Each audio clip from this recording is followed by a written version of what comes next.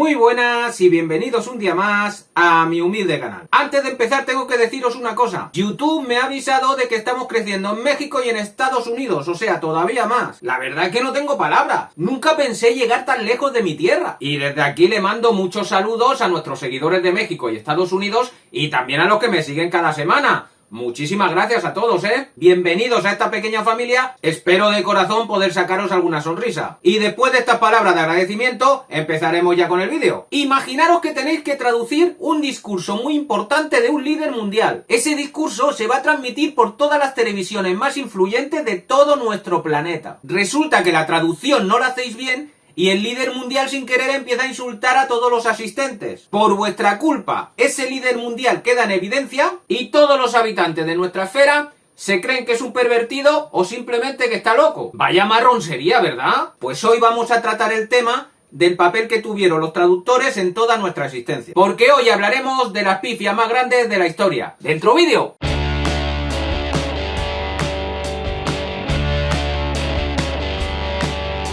Y nos vamos con la primera pifia, los cuernos de Moisés. Todos los artistas cristianos del gótico y del renacimiento dibujaron y esculpieron a Moisés con dos cuernos en la cabeza. Y todo debido a un error de traducción del mejor traductor de aquella época, que no era otro que San Jerónimo. Cuando hizo su traducción al latín de las versiones de la Biblia en el idioma griego y hebreo, tuvo un error garrafal. La expresión hebrea, keren or, que en realidad se refiere al estado resplandeciente del rostro de Moisés, fue traducida equivocadamente como cuernos. No tenía ningún sentido. ¿Pero quién iba a dudar de la Biblia? Nadie. Y esa palabra ha sido texto oficial de la Biblia durante 1,5 milenios. Menuda pifia tuvo San Jerónimo, Todos los artistas de aquella época leían el texto bíblico y hacían sus trabajos referentes a Moisés con dos cuernos. Como podéis ver, aún quedan estatuas de Moisés en las que tiene cuernos. Gracias a San Jerónimo, este hombre fue el primer cornudo de la historia. Durante más de 1000 años,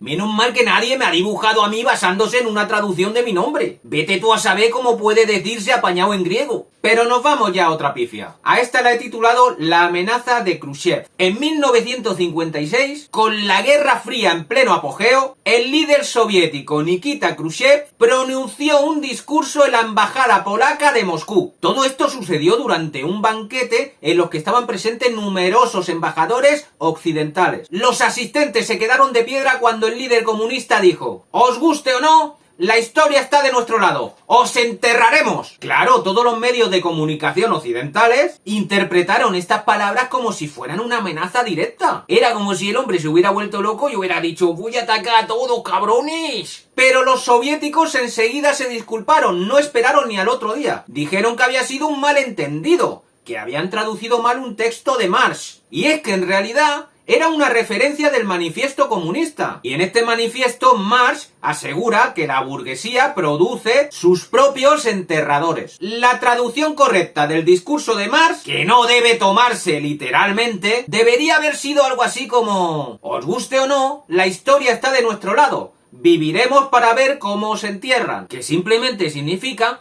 que el sistema comunista seguirá vivo mientras fracasa el capitalismo. Pero para nada era una amenaza. Otra cosa es que Estados Unidos deseara que fuera una amenaza para hacerse la víctima delante de todo el mundo. De todas formas, vaya marrón se tuvo que comer el líder comunista, Aunque tuviera ese discurso en un papel mal traducido, decir eso delante de todo el mundo es para acojonarse. Y más en plena Guerra Fría. Menos mal que al final todo se aclaró. Pero algunos diarios capitalistas siguieron diciendo lo contrario. Pero ahora nos vamos a otro lío. El sueño erótico de Jimmy Carter. Cuando el presidente de Estados Unidos, Jimmy Carter, viajó a Polonia en 1977, el Departamento de Estado le contrató a un intérprete ruso que sabía polaco. Pero era la primera vez que traducía profesionalmente ese idioma. En aquella época Polonia seguía siendo comunista. Y cómo no, Carter, que era capitalista, como ya sabéis, quería ganarse al público polaco con un discurso muy amigable. Pero el traductor se fue completamente de la olla. El presidente comenzó diciendo: «Salí de los Estados Unidos esta mañana». Y el traductor dijo: «He salido de Estados Unidos para no volver nunca». Imaginaros a los polacos, estaban flipando. Y cuando el presidente dijo: «He venido para conocer vuestras opiniones y entender vuestros deseos de futuro». Pero el traductor dio a entender que Carter deseaba sexualmente a todos los polacos. Imaginaros los polacos las caras que estaban poniendo. Estaban acojonados. Incluso la inocente frase de lo feliz que le hacía estar en Polonia, el traductor la convirtió en esto que os voy a decir ahora. Estaré feliz de ver todas las partes privadas de los ciudadanos de Polonia. Fue un auténtico desastre. Era para grabarlo en vídeo y reírte por todas las caras que ponían los polacos y porque parecía un show de comedia. La delegación inmediatamente despidió a este traductor y contrató a otro. Este traductor nuevo sabía polaco pero no sabía inglés, así que volvió a hacerlo mal, aunque no fue tan gracioso. Simplemente era incapaz de traducir al inglés el polaco. Desde entonces los polacos no se agachan cuando ven a un estadounidense que va de turismo a su país. Bueno, vale, esto me lo he inventado yo y es una broma. Pero es que no dejo de pensar cómo se quedaría la gente que fue a ver al presidente de los Estados Unidos. Es que debió ser apoteósico. Y que luego echen al primer traductor, contraten a un segundo traductor y echen de menos al primero. Es que es para flipar, ¿eh? Pero desde este canal quiero romper una lanza en favor de los traductores. Imaginaros al pobre traductor de Rajoy cuando tuvo que traducir la frase siguiente. Es el alcalde el que quiere que sean los vecinos el alcalde. Sí, sí, sí. Este pobre hombre debe estar aún de baja médica. Imaginaros traducir eso. Y nos vamos ya con otra pifia. Los canales de Marte. En 1877, el astrónomo italiano Giovanni Schiaparelli realizó una de las primeras descripciones de la superficie de Marte. El director del observatorio de Brera en Milán creyó ver antiguos mares y continentes en la superficie marciana, pero además también vio canales. Y en 1908 el astrónomo norteamericano Percival Lowell revisó el trabajo del astrónomo italiano y llegó a la conclusión de que los canales habían sido construidos por seres inteligentes para llevar el agua por todo Marte. Esta afirmación provocó la locura en todo el mundo. Y cómo no, todo provenía por un fallo en la traducción. El astrónomo italiano nunca pensó que los canales fueran construidos por seres inteligentes. En realidad él solo había empleado en su texto la palabra canali, que se refería simplemente a una estructura natural. Pero la traducción que hizo este astrónomo norteamericano hizo que se liara parda. Y hablando de este error, todavía no le podíamos echar la culpa al traductor de Google. Por eso esta gente lo debía pasar fatal. Yo ahora cada vez que traduzco algo, le echo la culpa al traductor de Google. Y toda la gente me entiende enseguida. Incluso me ponen cara de pena. Pero antes no podías hacerlo. Y entonces siempre era o tu traductor o tú mismo el culpable. Es que no había más huevos. En 1908 decir que habían construcciones hechas por extraterrestres en Marte tuvo que provocar una locura flipante. Si ahora hay gente diciendo que la Tierra es plana y estamos en el 2022, pues imaginaros en el pasado que no había tanta información como ahora. Y ahora nos vamos hacia la peor masacre de la historia. La palabra que hizo estallar la bomba atómica. El 26 de julio de 1945, las potencias aliadas por la Segunda Guerra Mundial publicaron la Declaración de Potsdam. Esta declaración hablaba de la rendición del pueblo japonés y aseguraba que si no se entregaba, se enfrentaría a una pronta y total destrucción. La declaración no era más que un ultimátum en toda regla. El primer ministro japonés, Kantaro Suzuki, convocó una rueda de prensa y solo dijo estas palabras: sin comentarios, seguimos pensándolo. El problema es que eso no es lo que entendieron los aliados. Suzuki cometió el error de usar la palabra mokusatsu, que pueden significar dos cosas.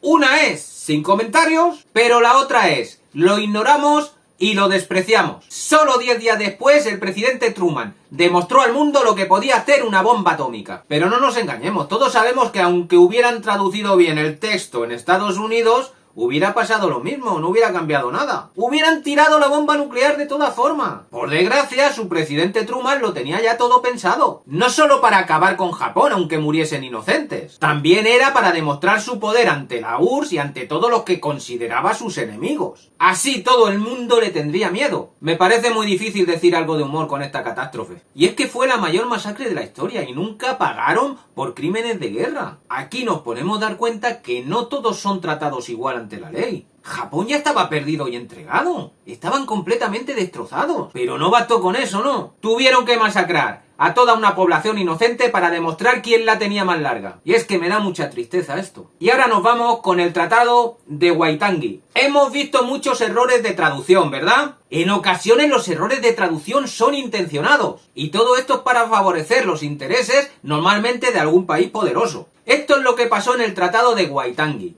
que lo firmaron los maoríes de Nueva Zelanda en 1840 y supuso la transformación de toda la isla a una colonia británica. Británicos y maoríes firmaron dos versiones distintas del tratado. Una era en inglés y otra era en maorí. Ambas copias eran muy parecidas, excepto en lo que realmente importaba. La versión maorí decía: los nativos de esta isla aceptamos la presencia de los británicos a costa de la protección permanente por parte de su corona. En cambio, la versión británica decía: los maoríes se someten a la corona británica a cambio de su protección. ¡Qué bueno que son los países poderosos, eh! Los indígenas de Nueva Zelanda pensando que dejarían estar ahí a los ingleses y estos le protegerían. Pero el país rico decía que los maoríes habían firmado el sometimiento total a la corona inglesa. Cambia un poco la cosa, ¿no creéis? Pero según dicen fue un error de traducción. Pobres ingleses, ¿eh? Nunca fue su intención someter a esa pobre gente. Pero claro, si ellos se someten voluntariamente, la cosa cambia. ¿Alguien se puede creer esto? Hola, inglés, soy un maorí. Déjame que me someta, que me mola. Oh, gracias, maorí. Te invito a un té y después te someto. No tiene ni pie ni cabeza, ¿verdad? Y hasta aquí el vídeo de hoy. Dejar un pulgar hacia arriba si os ha gustado, ¿vale? También podéis suscribiros. Es completamente gratuito y ayudáis a un canal pequeño como el mío para que vaya creciendo poco a poco. Y dejarme algún comentario, que siempre me hace ilusión leeros, ¿vale? Yo ya me despido, pero antes os voy a pedir un favor. Aunque a veces cueste mucho, no dejéis de sonreír. Hasta la semana que viene. Adiós.